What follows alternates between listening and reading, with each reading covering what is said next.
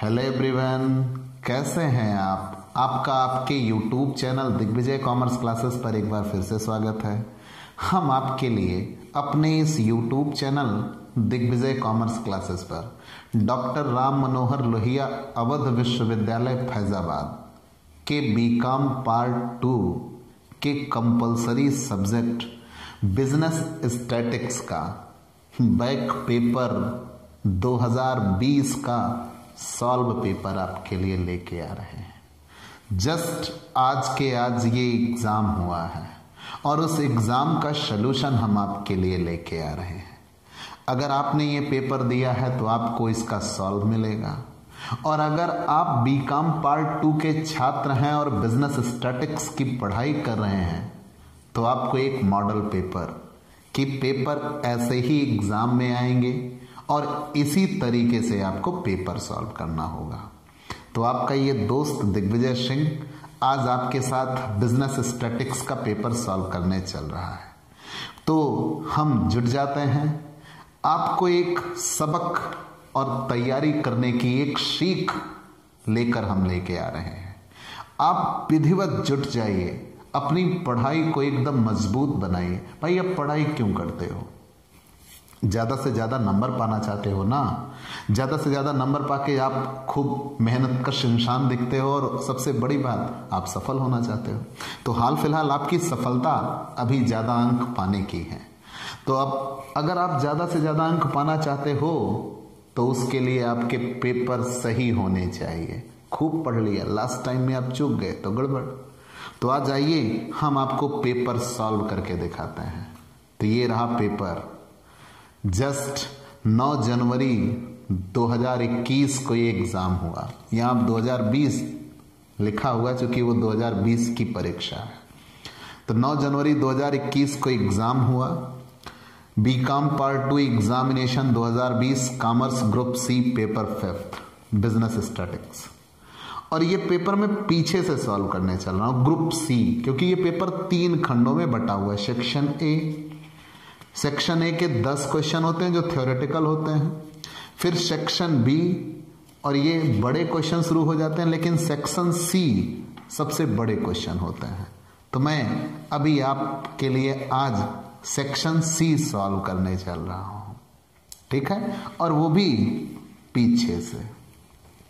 मैंने सबसे last question उठाया, मतलब 11 नंबर, चूंकि ये 15 नंबर के क्वेश्चन है, ठीक है।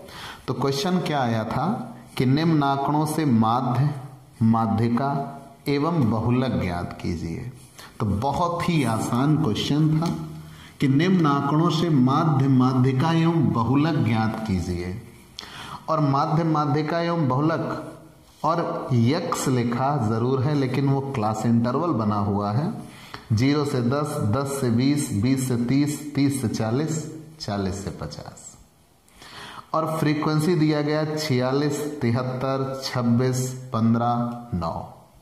तो चलिए लिखते हैं भाई। ये पेपर में क्वेश्चन नंबर 11 था। माध्य, माध्यिका, बहुलक तीनों निकालना है, और क्लास इंटरवल दिया हुआ है। कैसा? 0 से 10, 10 से 20, 20 से 30, 30 से 40, 40 से 50, ठीक है। और फ्रीक्वेंसी कितनी दी गई है? 46, 73, 73, 26, 15 और 9। कंफर्म? 46, 73, 26, 15 और 9। 0 से 10, 10 से 20, 20 से 30, 30 से 40, 40 से 50, 46, 73, 26, 15 और 9। तो सबसे पहले हमें माध्य, माध्यिका, बहुलक 3 चीजें निकालनी हैं। माध्य, माध्यिका और बहुलक, ये तीनों चीजें हमें फाइंड आउट करना है। तो मान लीजिए हम समांतर माध्य निकालना चाहें तो माध्य निकालने के लिए मैंने आपको सबसे पहले बताया है कि आप श्रेणी की पहचान करिए। श्रेणी कौन सी है? सतत श्रेणी है। और अगर ये सतत श्रेणी है तो x बार बराबर, हम प्रत्यक्ष रीत से लगा रहे हैं, सतत श्रेणी है, प्रत्यक्ष रीत से लगा रहे हैं, x बार बराबर sigma F x upon N. तो एफ एक्स कैसे मिलेगा? एफ इंटू एक्स, एफ तो क्वेश्चन में दिया हुआ है, जरूरत एक्स की होनी चाहिए।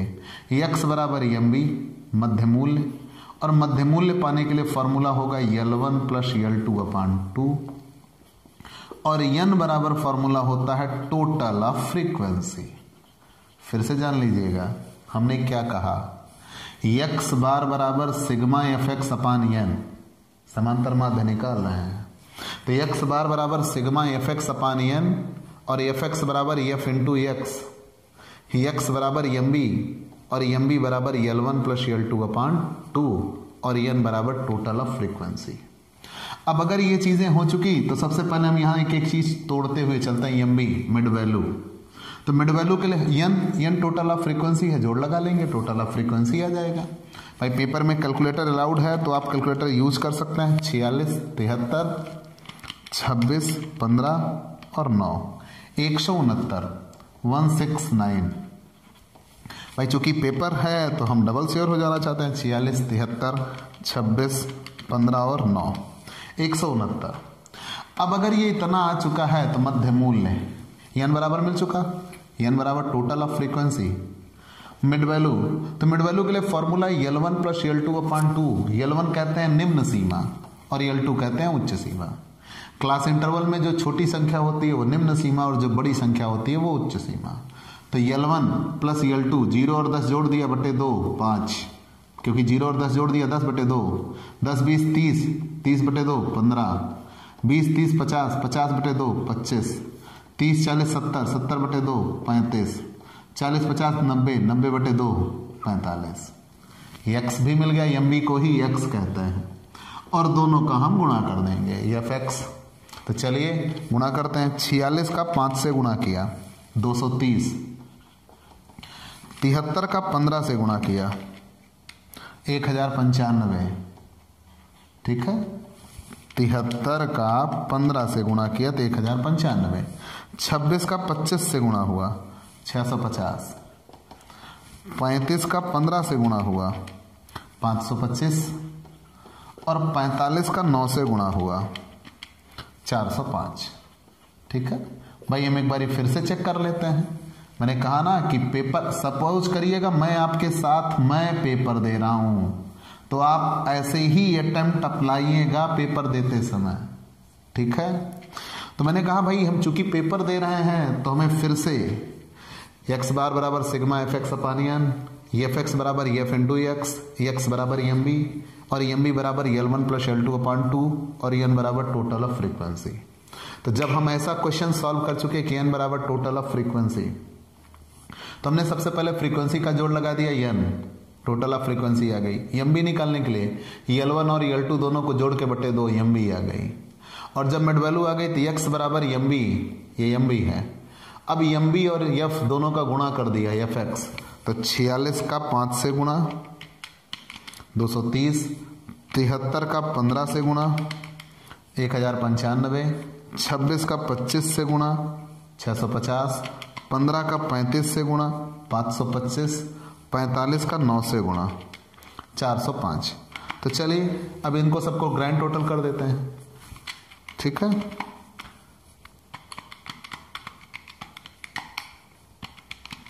ग्रैंड टोटल आ रहा है 2905, ठीक।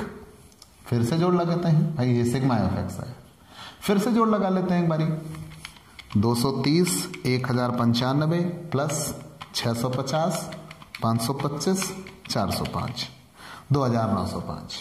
अब अगर ये जोड़ भी हमने लगा लिया और बार बार हमने चेक कर लिया तो x बार बराबर sigma F x upon N, तो सिग्मा एफ एक्स आया है 2905 और बटे n 169। तो 2905 में 169 से भाग करेंगे 17.18, 189 है जिसे हम 19 कह सकते हैं। एक आंसर आ चुका है समांतर माध्य का। अब चूंकि ये क्वेश्चन 15 नंबर का है और उसमें माध्य माध्यिका बहुलक तीनों निकालना है, तो ये 5 नंबर मिल जाएगा आपको, ठीक है। और पूरे नंबर मिलेंगे, एक भी ना कटेगा। प्लीज स्क्रीनशॉट ले लीजिए। हम आगे बढ़ जाते हैं, ठीक है। एक एक आंसर आप निकालते हुए चलिएगा, एक एक आंसर। तो चलिए अब भाई क्वेश्चन तो यही है, हमने जितनी हमें जरूरत थी उतना रहने दिया, बाकी मिटा दिया। माध्यिका निकालना है, तो माध्यिका निकालने के लिए हमें सबसे पहली चीज ये देखना होता है श्रेणी कौन सी है, सतत श्रेणी। और सतत श्रेणी में माध्यिका की सबसे बड़ी पहचान, पहला नियम यही कहता है कि सभी वर्ग अंतराल अपवर्जी क्रम में हो। ऑल क्लास इंटरवल इन एक्सक्लूसिव ऑर्डर, जहां से पहला चलना छोड़े दूसरा वहीं से चलना शुरू करे। और यहां एक्सक्लूसिव है, मतलब हम सॉल्व कर सकते हैं। और अगर हम सॉल्व कर सकते हैं तो फिर सबसे पहले हम संचयी बारंबारता निकालते हैं। माध्यिका का नियम यही है कि सभी वर्ग अंतराल अपवर्जी क्रम में होने चाहिए, और यहां सभी वर्ग अंतराल अपवर्जी क्रम में है। अब अगर सभी वर्ग अंतराल अपवर्जी क्रम में हैं तो फिर हम संचयी बारंबारता निकालते हैं। 46 में 73 जोड़ दिया 119। भाई जोड़ते हुए चलेंगे ना, संचयी बारंबारता कैसे आती है, कम्युलेटिव फ्रीक्वेंसी। 46 में 73 जोड़ दिया 119, और 119 में 26 जोड़ दिया 145, में 15 जोड़ दिया 160, 9 जोड़ दिया 169। कंफर्म। अब अगर इतनी चीजें हमें मिल चुकी, ध्यान देना माध्यिका के लिए क्या कहते हैं, सभी वर्ग अंतराल अपवर्जी क्रम में होने चाहिए। सभी वर्ग अंतराल जब अपवर्जी क्रम में है तो संचयी बारंबारता ज्ञात करते हैं। अब माध्यिका के लिए सूत्र लगाते हैं, m बराबर L1 plus L2 minus L1 अपान F small m minus c। इस L1 को पाने के लिए स्मॉल m, और स्मॉल m बराबर फॉर्मूला होता है n/2। अब अगर स्मॉल m बराबर n/2 और n बराबर है 169/2, तो 169/2 कितना आएगा, 84.5। 84.5। अब ये देखेंगे 84.5 किस CF में है, तो 84.5 है 119 में। इसको हम ऐसे कवर कर देते हैं, माध्यिका वर्ग। ये रहा L1, ये रही L2, ये रहा F, और ऊपर वाली C लेते हैं। कंफर्म। जिस CF में आए वही माध्यिका वर्ग हो जाता है। उसी के सामने L1, उसी के सामने L2, उसी के सामने F, और ऊपर वाली C लेते हैं। तो 84.5 किस में आ रहा है, 119 में। अब यहां मान रखते हैं, L1 का मान 10, L2 का मान 20, माइनस L1 का मान 10/F 73, स्मॉल m 84.5 और माइनस C 46। ठीक है, तो 10 प्लस 10/73 गुणे, तो 84.5 में से 46 घटा दिया 38.5। ठीक है, 38.5। अब 38.5 का 10 से, अब कैसे कि 10 20 में से 10 जाएंगे तो 10/73। देखिएगा ये अलग गुच्छा है और ये अलग है और ये अलग है, तो 84.5 में से 46 का गुणा हो माइनस होता 38.5 और 10 का गुणा होगा, क्योंकि ये अलग है, ये अलग है, ये अलग है। गुणा हो सकता है, जोड़ नहीं सकता, क्योंकि लासा निकालना पड़ेगा। पहले गुणा करते हैं, तो 10 प्लस 385/73, तो 385/73 हल कर दिया तो 5.27 जोड़ देंगे तो 15.27 आंसर। ठीक है, ये आ गया माध्यिका। अब ये दो चीजें आपकी सॉल्व हो चुकी हैं, मतलब अभी कितने नंबर, 10 नंबर। ठीक है, 10 नंबर आपके लिए ये मिल जाता, कहीं कोई दिक्कत नहीं होगी। आइए हम बहुलक सॉल्व करने की ओर चलते हैं। मोड स्क्रीनशॉट ले लीजिएगा।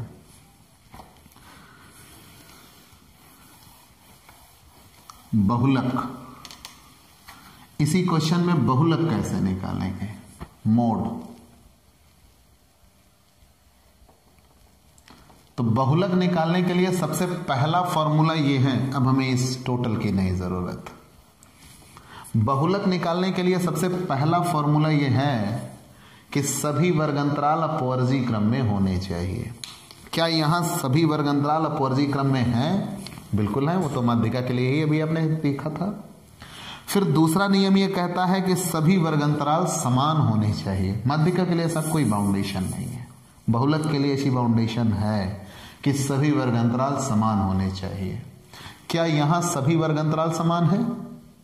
जी हाँ है, मतलब सबके बीच की दूरी बराबर हो, तो सभी वर्ग अंतराल समान हैं। अब अगर सभी वर्ग अंतराल समान हैं और ये सतत श्रेणी है, मैंने पहले बताया सतत श्रेणी अपवर्गीय क्रम में है और सभी वर्ग अंतराल समान है, तो फॉर्मूला लग सकता है z बराबर L1 plus F1 minus F0 upon 2F1 minus F0 minus F2 into आई।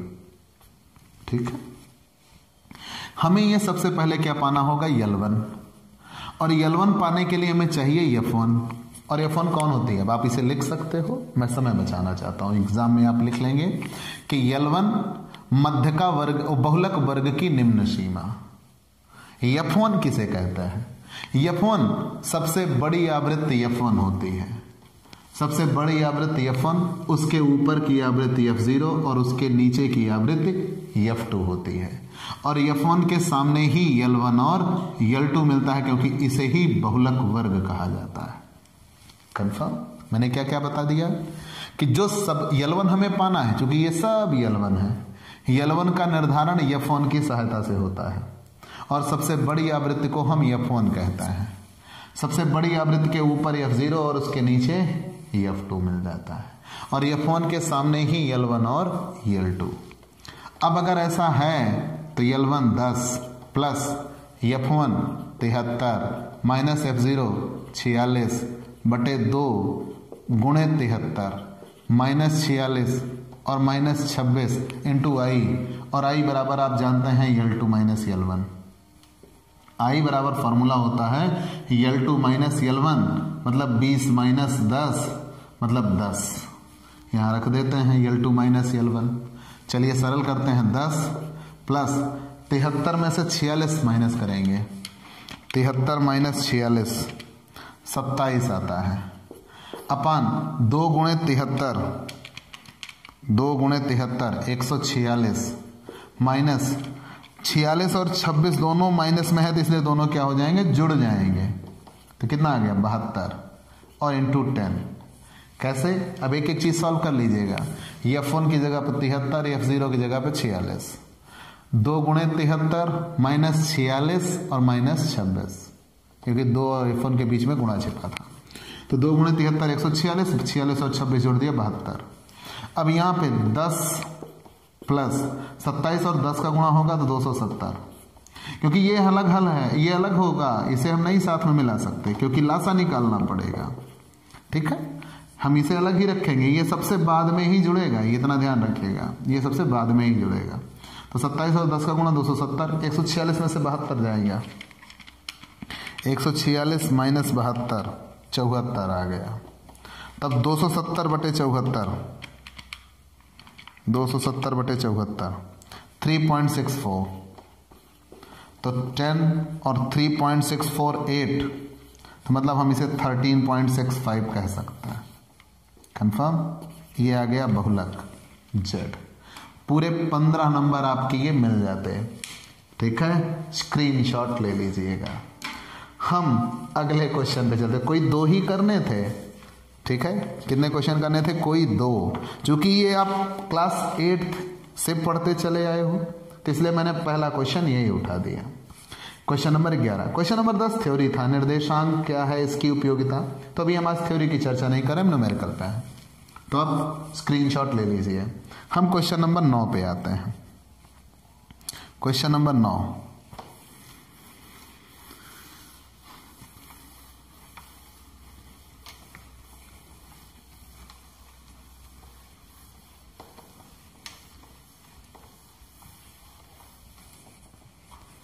क्वेश्चन नंबर 9, ये मैंने कहा था मैं उल्टा पेपर सॉल्व कर रहा हूं, क्योंकि मुझे पहले बड़े क्वेश्चन सॉल्व करने हैं, फिर छोटे की ओर हम चलेंगे। ठीक है भाई, 3 घंटे का पेपर है, आपके लिए मैं बेहतर तरीके से सॉल्व करके आपको दे रहा हूं, थोड़ा समय लग सकता है, क्योंकि मैं आपको समझाने का प्रयास कर रहा हूं, और 100 नंबर नहीं सॉल्व कर रहा हूं, मैं 195 सॉल्व कर रहा हूं, क्योंकि ये पेपर और करके दिया है, तो मतलब 3 घंटे नहीं, मैं 6 घंटे का पेपर सॉल्व कर रहा हूं भाई, मैं पूरा पेपर सॉल्व कर रहा हूं। तो आते हैं, निम्न आंकड़ों से फिशर का आदर्श सूचकांक ज्ञात कीजिए। वस्तुएं हैं, आधार वर्ष, चालू वर्ष, और आधार वर्ष में मूल्य और मात्रा दी है, और चालू वर्ष में मूल्य और मात्रा दी है। 4 वस्तुएं दी गई हैं ABCD, मूल्य 4 20 आधार वर्ष में, 3 15 2 25 5 10 चालू वर्ष में, मूल्य है 6 मात्रा है 10, मूल्य है 5 मात्रा 20, मूल्य है 3 मात्रा 15, मूल्य है 4 मात्रा 40। तो फिशर का अगर आदर्श सूचकांक निकालना हो तो सबसे पहली बात हमें 2 वर्षों की सूचना मिलती है। एक वर्ष को तो हम आधार वर्ष कहते हैं और एक वर्ष को हम चालू वर्ष कहते हैं। यहां हम कमोडिटी की बात करेंगे। एक वर्ष को हम आधार वर्ष कहेंगे और एक वर्ष को हम चालू वर्ष कहते हैं। चलिए, हमने इसे आधार वर्ष कह दिया, बेस ईयर, और इसे हमने करंट ईयर कह दिया, चालू वर्ष। आधार वर्ष में 2 सूचना होगी, चालू वर्ष में भी 2 सूचना होगी। एक सूचना होगी मूल्य की और दूसरी सूचना होगी मात्रा की। मूल्य को हम P से दिखाते हैं और मात्रा को Q से दिखाते हैं, और चालू वर्ष में भी मूल्य को हम P से दिखाते हैं और मात्रा को हम Q से दिखाते हैं। कंफर्म? चलिए, हमने मान लिया। और ये रहा कमोडिटी, ये रहा कमोडिटी।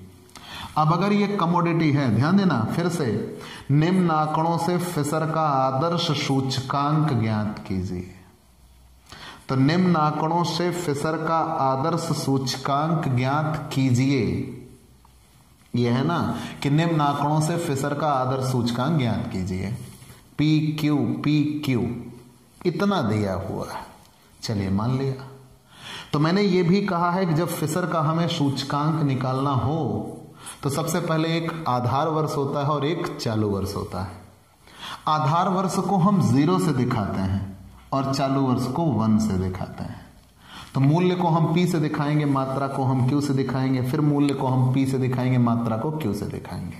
तो आधार वर्ष के मूल्य को P0, आधार वर्ष की मात्रा को Q0, चालू वर्ष के मूल्य को P1 और चालू वर्ष की मात्रा को Q1। इतना तो हमने बता दिया। अब यहां 4 वस्तुएं दी गई थी, कमोडिटी A, B, C और D। ए में कितनी 4 3 2 5 इसकी वैल्यू दी गई है P0 की, आधार वर्ष के मूल्य की, और आधार वर्ष की मात्रा की 20 15 25 10, 20 15 25 10। ठीक है, 20 15 25 10 जी।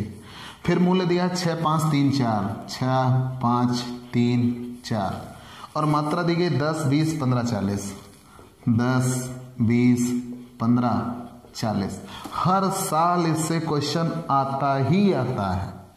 तो फिशर के आदर्श सूचकांक का सूत्र होता है, फिशर का आदर्श सूचकांक P01 बराबर under root sigma P1 Q0 into sigma P1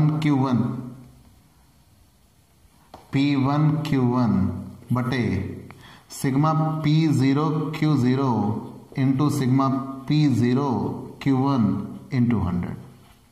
ठीक है, मैंने इसे शॉर्टकट में भी बताया था। आप सूत्र कैसे याद कर लीजिएगा, 10 11 बटे 0001। तो sigma P1 Q0 into sigma P1 Q1 अपान sigma P0 Q0 into sigma P0 Q1। अब अगर ये सूत्र है तो हम एक एक चीज निकालने चल पड़ते हैं। भाई हमें सब कुछ तो मिल ही चुका है, फिर से अब भाई सूत्र तो याद करना होगा बेटा। मैंने बताया ना कि P01 sigma P1 Q0 into sigma P1 Q1 अपान sigma P0 Q0 into sigma P0 Q1। ये है क्या, मैंने भी यहां पर इंडिकेट इतनी देर से समझा, आप उसे लिख देंगे कि P1 बराबर चालू वर्ष का मूल्य, Q1 बराबर चालू वर्ष की मात्रा, P0 बराबर आधार वर्ष का मूल्य और Q0 बराबर आधार वर्ष की मात्रा। अब एक एक चीज जो सूत्र में दिया गया है हम वो निकालने चल पड़ते हैं। क्या क्या दिया गया है जरा देखिए। सबसे पहले निकालना है P1 Q0, P1 Q0, फिर निकालना है P1 Q1, निकालना है P0 Q0 और निकालना है P0 Q1।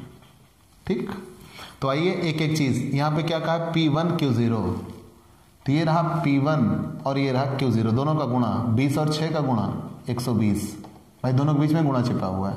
P1 Q0, P1 Q0 5 और 15 गुणा 75, 25 और 3 का गुणा 75, 10 और 4 का गुणा 40। P1 Q0 का गुणा हो गया। फिर आगे कहा है P1 और Q1 का गुणा होना, ये P1 और ये Q1 दोनों का गुणा, 10 और 6 का गुणा 60, 20 और 5 का गुणा 100, 15 और 3 का गुणा 45, 40 और 4 का गुणा 160। फिर P0 Q0, ये रहा P0 और ये रहा Q0, दोनों का गुणा 80, 15 3 45, 25 दूना 50 और 10 5 50।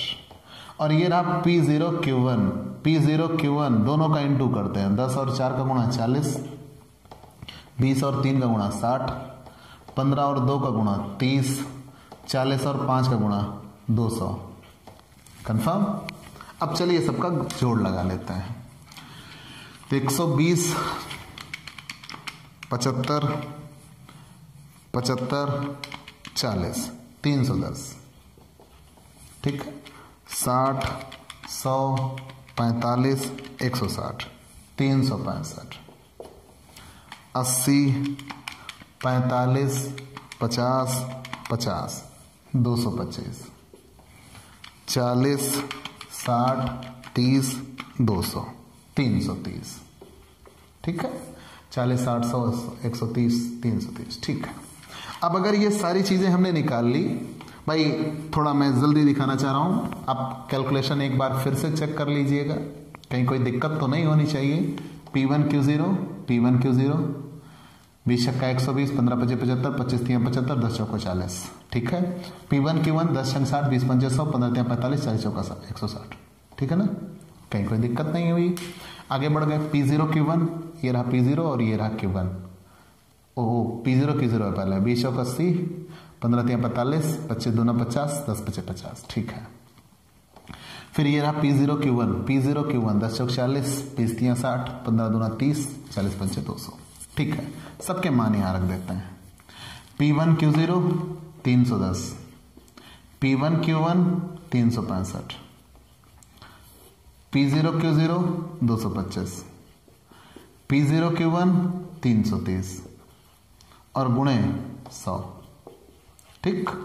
अब भाई ऊपर इंटू है तो 310 गुणे 365, 310 गुणे 365, तो 11 31 50, 225 गुणे 330, 74 250 इंटू 100।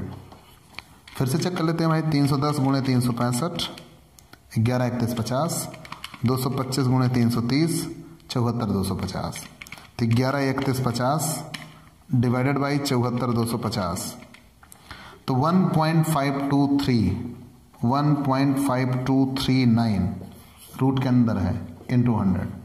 अब इसका हम रूट निकालेंगे, तो इसका रूट निकालना है तो 1.234 इंटू 100, तो अगर इसमें हम 100 से गुणा कर देते हैं तो आ जाएगा 123.4 और यही आंसर होगा सिग्मा P01 का। फिशर का आदर्श सूचकांक 15 नंबर आपके लिए, पूरे 15 मिलेंगे, ठीक है। बस यहाँ ये थोड़ा लिख दीजिएगा कि P1 बराबर चालू वर्ष का मूल्य, P0 बराबर आधार वर्ष का मूल्य, Q1 बराबर चालू वर्ष की मात्रा और Q0 बराबर आधार वर्ष की मात्रा, ठीक है। चलिए हम क्वेश्चन नंबर 8 की ओर चलते हैं। भाई हमने कहा ना हम एक एक निकालते हैं आपके लिए। क्वेश्चन नंबर 8 की ओर चलते हैं।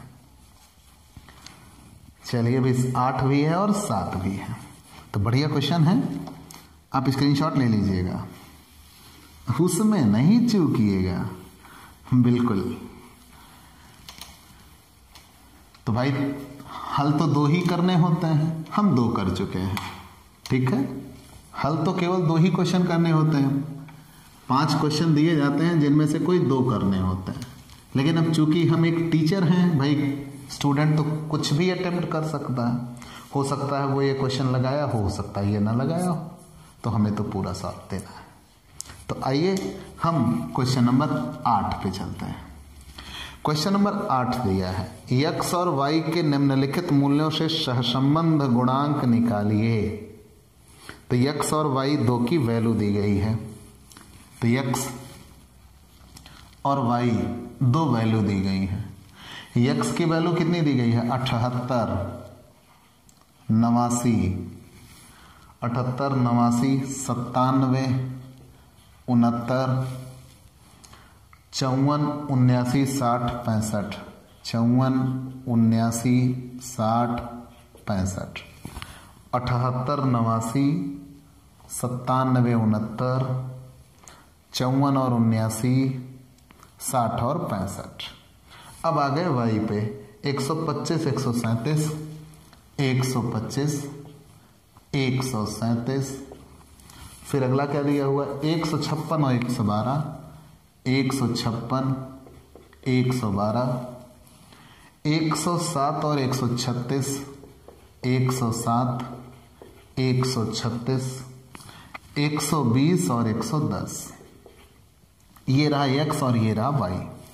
अब अगर ये दोनों चीजें मिल चुकी हैं x और y, सहसंबंध गुणांक निकालने के लिए कहा है तो कार्ल पियर्सन का सहसंबंध गुणांक निकालते हैं।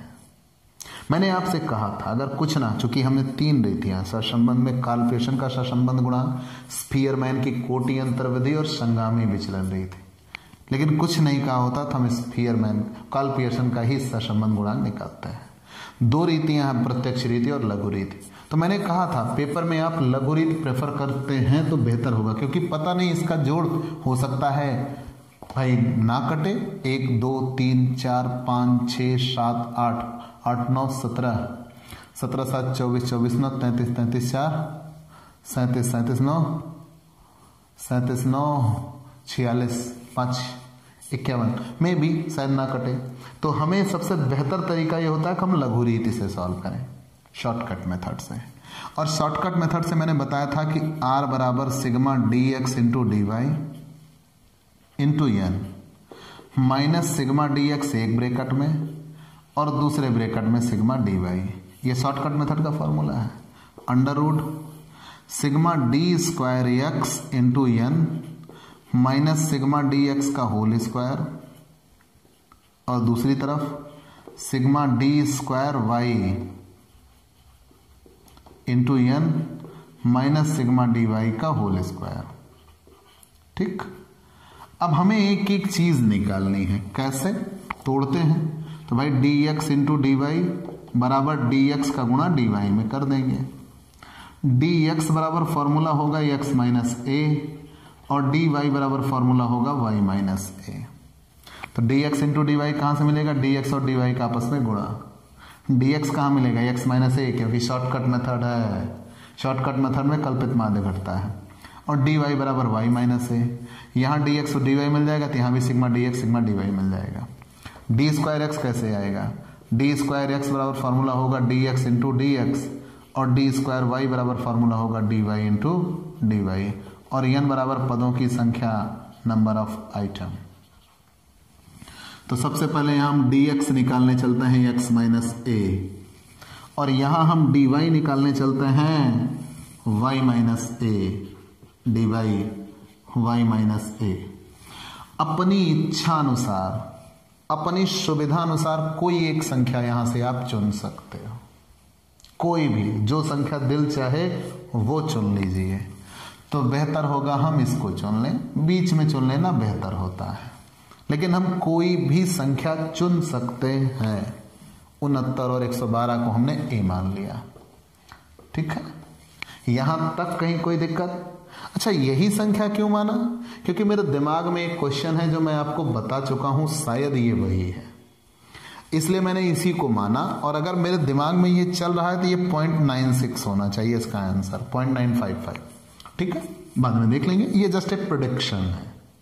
ठीक है, तो हम यहां चलते हैं, इसीलिए 69 और 112 मान लिया।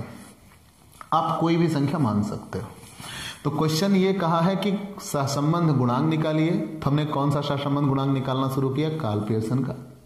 जब हम कार्ल पियर्सन का सहसंबंध निकालना शुरू किए तो चाहे आप प्रत्यक्ष रीत से हल करिए चाहे लघु रीत से हल करिए, हमने लघु रीत से हल किया और लघु रीत से ये रहा। तो अब एक एक चीज चलिए, dx में x माइनस ए, ये सारी संख्याएं x हैं और ये हमने 69 माना है।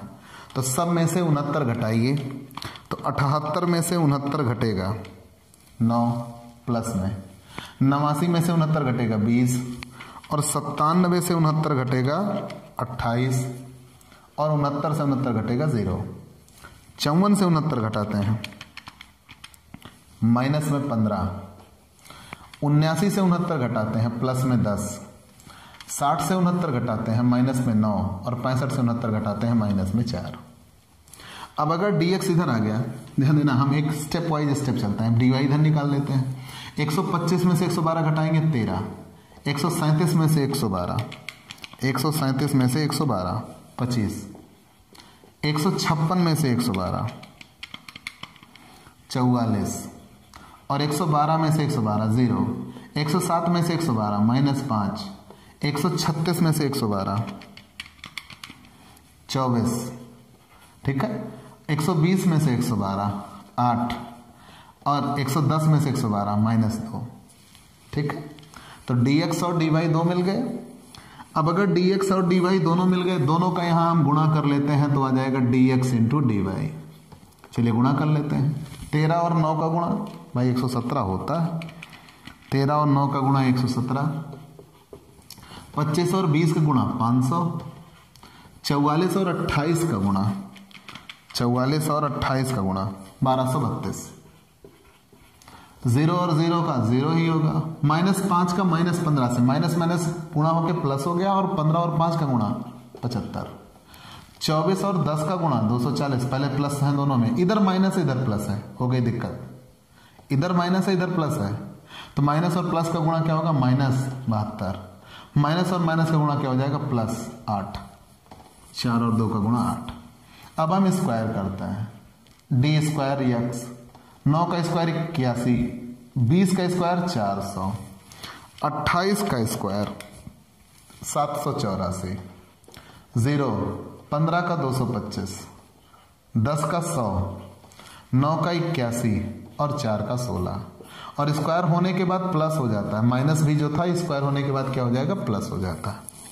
चलिए इधर आते हैं। डी स्क्वायर वाई, 13 का स्क्वायर 169, 25 का 625, 25 का 625, ठीक है, 25 का 625, 44 का 1936, 0 5 का 25, 24 का 576, 8 का 64 और 2 का 4, ठीक है।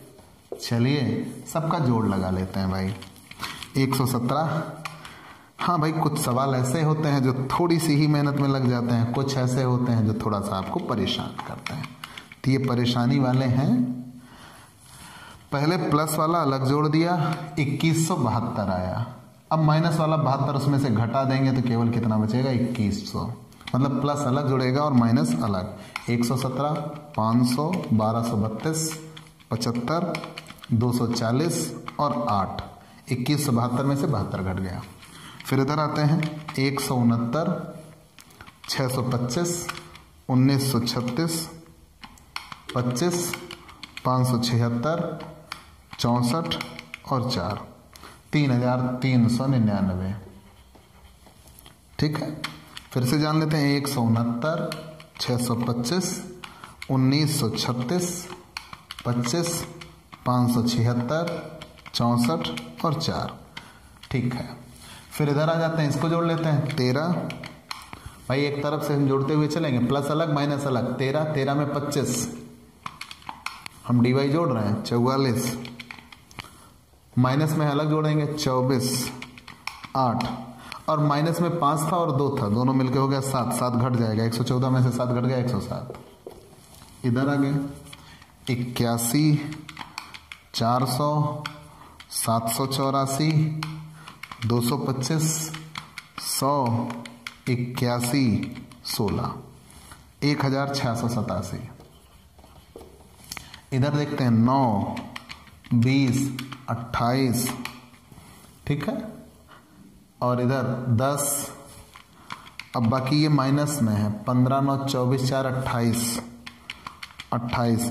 ये आ जाएगा 39। प्लस वाला अलग माइनस वाला अलग, प्लस में से माइनस घटा दिया। अब सबके मान यहां हम रख देते हैं।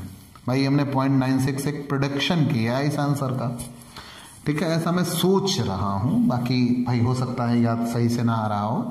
अब हम यहां वैल्यू रख देते हैं। तो R बराबर sigma D X into D Y. तो sigma D X into D Y 2100 into n 1 2 3 4 5 6 7 8, N है 8 N, minus sigma D X, तो एक ब्रैकेट में सिग्मा डी एक्स है 39 और सिग्मा डी वाई 107, ठीक, अपान under root sigma D square X, sigma D square X है कितना 1687 into N 8 minus sigma D X 39 का होल स्क्वायर। अब दूसरे ब्रैकेट पे आ जाते हैं, सिग्मा डी स्क्वायर वाई एक तरफ से 3399 into N 8 minus sigma D Y 107 का होल स्क्वायर, ठीक। चलिए अब यहां पे आते हैं, 2100 का 8 से गुणा करते हैं, 16800 माइनस 39 का 107 से गुणा 4173, ये प्लस में ये प्लस में प्लस होगा लेकिन बाहर का माइनस उसे माइनस बना देगा, अपॉन 1687 का 8 से गुणा करते हैं 13496 माइनस 39 का स्क्वायर 1521, ठीक, एक ब्रैकेट इधर भाई, इसका गुणा हो गया इतना आया, इसका स्क्वायर हो गया इतना आया, हम इसे एक ब्रैकेट में कर लेते हैं, इधर आ जाते हैं 3399 का 8 से गुणा, 3399 का 8 से गुणा 27192, 27192 माइनस 107 का होल स्क्वायर 11449, ठीक, 11449। चलिए अब 16800 में से 4173 घटेगा, 16800 में से 4173 घटेगा तो 12627, 12627 डिवाइडेड बाई 13496 में से 1521 घटेगा 11975, एक इंटू इसमें से इसको घटाते हैं 27192 माइनस 11449 तो 15743। अब इधर हम आते हैं, अब ये इंटू अंडर रूट में रहेगा, अंडर रूट में रहेगा, अब 12627 डिवाइडेड बाई दोनों का गुणा हो जाएगा 11975 का 15743 से गुणा तो 188,522 188,522 425 पूरे का अंडर रूट, ठीक, 188,522 425।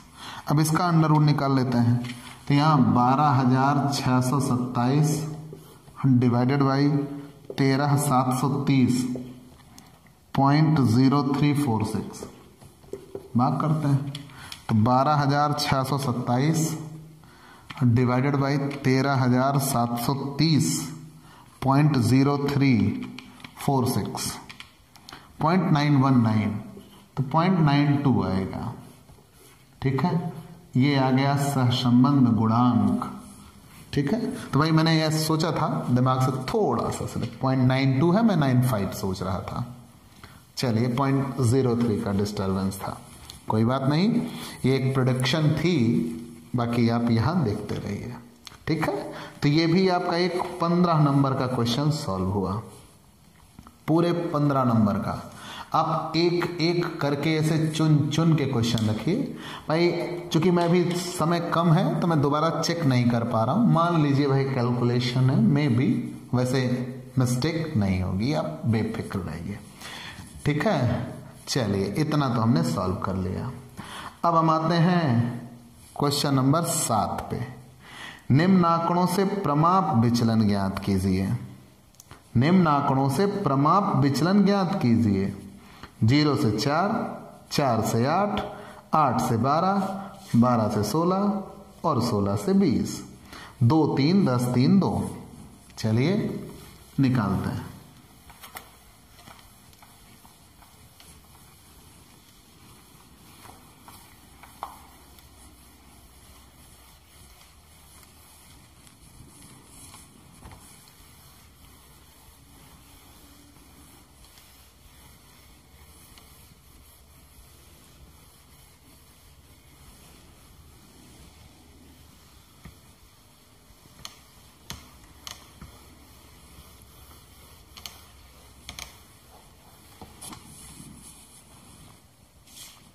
निम्न आंकड़ों से प्रमाप विचलन ज्ञात कीजिए। Question number 7। तो निम्न आंकड़ों से प्रमाप विचलन ज्ञात कीजिए। क्लास इंटरवल 0 से 4, 4 से 8, 8 से 12, 12 से 16, 16 से 20 और आवृत्ति दी गई है। फ्रीक्वेंसी दी गई है 2 3 10 3 2, 2 3 10 3 2। ठीक है, 2 3 10 3 2। चलिए इतना हमने मान लिया।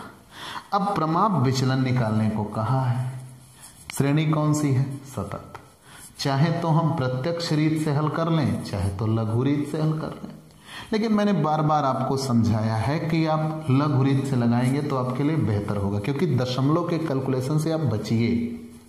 तो अगर हम प्रमाप विचलन निकालते हैं ESD बराबर under root sigma F D square X upon N minus sigma F D X upon N का होल स्क्वायर।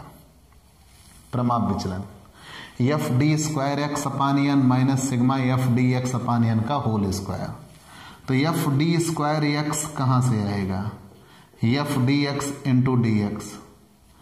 और एफ डी एक्स कहां से आएगा? F into D X. D X कहां से आता है? X minus A. और ए बराबर क्या होता है? Assumed mean. और एक्स बराबर क्या होता है? Mid value. और मिड वैल्यू बराबर क्या होगा? L1 प्लस L2 अपान 2। और एन बराबर क्या होगा? Total of frequency. ठीक है, जानते रहिएगा कैसे कैसे टूटता हुआ चला गया। ESD ये प्रमाप विचलन का सिंबल है। ESD बराबर sigma F D square X upon N minus sigma F D X upon N का होल स्क्वायर। तो एफ डी स्क्वायर एक्स, तो F D X into D X, F D X into D X. तो ये F D x निकालते हैं तो ये भी मिल जाएगा, एफ डी एक्स बराबर एफ इंटू डी एक्स। तो अगर ये डी एक्स मिलता है निकालते हैं तो ये भी निकल जाएगा। तो एफ इंटू डी एक्स बराबर एक्स माइनस ए बराबर एज्यूम्ड मीन, एक्स बराबर एम बी और एम बी बराबर L1 प्लस L2 अपान 2। चलिए पहले एन निकाल लेते हैं, आवृत्तियों का योग। ये सूत्र तोड़ना है हमने, लेकिन आप डायरेक्ट भी समझ सकते हो। 2 3 5 15 5 20, 2 3 5 10 15 5 20। अब अगर ये निकल गया तो सबसे पहला काम, अगर प्रमाप विचलन निकालना है तो हमें मिड वैल्यू निकालना होता है, एक्स जिसे बोलते हैं मिड वैल्यू। तो दोनों को जोड़ के बटे 2, L1 प्लस L2 अपान 2। तो 0 और 4, 4 बटे 2 2, 8 4 12, 12 बटे 2 6, 12 8 20, 20 बटे 2 10, 12 16 28, 28 बटे 2 14, 16 20 36, 36 बटे 2 18। एक्स निकल के आ गया। इसी दिए गए एक्स में से कोई एक संख्या को हम क्या मान लेते हैं? ए। कोई एक संख्या को हम ए मान लेते हैं। तो हमने 10 को ए मान लिया। तो जब हमने 10 को ए मान लिया तो हम यहां dx निकालते हैं, x माइनस ए। ये सभी संख्याएं x हैं, सब में से हम 10 घटाते। मिड वैल्यू में ही माना जाता है, फ्रीक्वेंसी में नहीं माना जाता। ना ना ना ना ना, कभी नहीं। x, ये सारी संख्याएं x हैं, सब में से हमने एक संख्या को a मान लिया। जब हमने एक संख्या को a मान लिया तो 2 में से 10 घटाएंगे, कितना आएगा? -8। 6 में से 10 घटाएंगे, -4। 10 में से 10 घटाएंगे, 0। अब ये सारी संख्याएं x हैं। 2 में से 10 घटा दिया, 6 में से 10 घटा दिया, 10 में से 10 घटा दिएगा। अब 14 में से 10 घटाएंगे, 4। 18 में से 10 घटाएंगे, 8। अब ये dx आ गया, dx का f से गुणा करेंगे तो क्या आ जाएगा? f dx। dx का f से गुणा होगा तो क्या आ जाएगा? f dx। ये रहा dx और ये रहा f, दोनों का गुणा। -8 का -2 से गुणा करेंगे, -16। -4 का -3 से गुणा करेंगे, -12। 10 का 0 से 0, 4 का 3 से 12, 8 का 2 से 16। कंफर्म? मैं यहां सूत्र एक एक लिख चुका हूं, वही करते चलिए। और F D X into D x करेंगे तो आ जाएगा एफ डी स्क्वायर एक्स। अब दोनों का गुणा, तो पहले चिन्हों का गुणा होगा, प्लस 16 का 8 से गुणा 128 जी 128। पहले माइनस का माइनस से गुणा होगा, प्लस 12 चौक 48 0, 12 चौक 48, 16 का 8 से 128। क्या बात है, फिर वही संख्या आ गई भाई। ये तो सममित श्रेणी है। जब सममित श्रेणी होती है उसका शेप घंटी के आकार का बनता है। चलिए कोई बात नहीं, 128 48 48 28 252, ठीक है। अब अगर ये 252 आ चुका है, यहाँ एफ डी एक्स कितना आया है 16 12 28 16 12 28 0। चलिए मान रख देते हैं, ठीक है। तो मान कैसे, थोड़ा ज़्यादा बड़ा हो गया ना। एस डी बराबर under root sigma F D square X 252 बटे N 20 minus sigma F D X 0 बटे 20 का होल स्क्वायर। तो वो तो 0 है, खत्म हो गया, केवल यही इतना बचा 252 बटे 20। तो 252 बटे 20 कितना होगा, 252 बटे 20 ये आ जाएगा 12.6 रूट के अंदर। तो जब रूट के अंदर है 12.6 तो उसका रूट निकालेंगे तो कितना आ जाएगा 3.54 प्रमाप विचलन। तो ये वो 15 नंबर के आए हुए क्वेश्चन थे। 4 क्वेश्चन न्यूमेरिकल था और 1 क्वेश्चन थ्योरी था, सूचकांक निकालना था। वो भाई आप आसानी से लिख सकते हैं, उसके लिए कहीं आपको कोई भी दिक्कत नहीं होनी चाहिए, ठीक है। तो चलिए हमने आपके लिए ये दीर्घ उत्तरीय प्रश्न सॉल्व कर दिया है। उम्मीद करता हूं आपको ये क्लास बेहतर लगी होगी। प्यारे दोस्तों, आप एक तरफ से ये जानिए कि आप कैसे पेपर अटेम्प्ट करते हैं, कैसे उठाएंगे, कैसे हल करेंगे, आपको पूरे अंक मिलेंगे। आप हमसे पेड क्लास ले सकते हैं। पेड क्लास पाने के लिए आप हमारे व्हाट्सएप नंबर पर व्हाट्सएप करिए, मैसेज करिए, आपको पेड क्लास की पूरी जानकारी दे दी जाएगी, जिसमें आप बहुत थोड़े से शुल्क का भुगतान करके हमसे एक रेगुलर क्लास पाते हैं। पीडीएफ मिलेगा, डाउट सेशन रखा जाएगा, क्वेश्चन पेपर सॉल्व कराए जाएंगे। तो ये सब कुछ पाने के लिए आप हमसे पेड क्लास लीजिए। तो प्यारे दोस्तों, अगर नए जुड़े हैं तो सबसे पहले हमारे इस YouTube channel Digvijay commerce classes को सब्सक्राइब करिए, शेयर करिए, बेल आइकन दबाइए, ताकि आपको हमारे लेटेस्ट वीडियोस के अपडेट मिल सके। तो आज की क्लास में इतना ही, चलते हैं दोस्तों, बाय बाय दोस्तों।